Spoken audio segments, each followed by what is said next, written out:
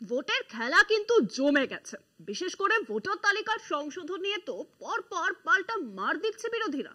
এবার নিশানায় বনগাঁ উত্তরের বিজেপি বিধায়ক অশোক কীর্তনিয়া। 2002-এ ভোটার তালিকায় এই বিধায়কের নাম থাকলেও তার বাবা মার নাম কিন্তু সে লিস্টে নাকি নেই।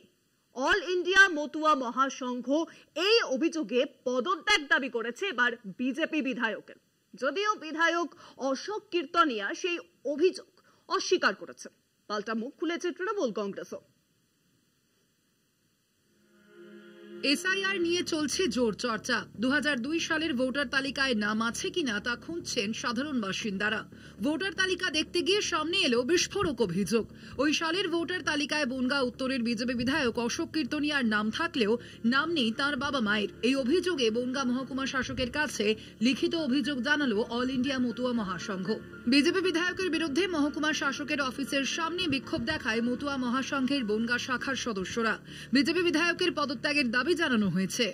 আমরা চাইছি অবিলম্বে অশোক কীর্তনিয়ার নামটা ভোটার লিস্ট থেকে ডিলিট হোক এবং তার বিরুদ্ধে আইনানুগ ব্যবস্থা নেওয়া হোক। বিধায়কের পদ থেকে তো বটেই, তাকে অনুপ্রবেশকারী হিসাবে গণ্য করা হোক এবং তার বিধায়ক পদ তার খারিজ করা হোক।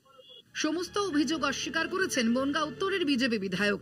ঘটনায় পাল্টা তৃণমূলকেই দায়ী করেছেন তিনি। 2002 সালে ভোটার লিস্টের নাম নেই, 1993 সালে আমাদের পরিবারে ভোটার লিস্টের নাম এসেছে।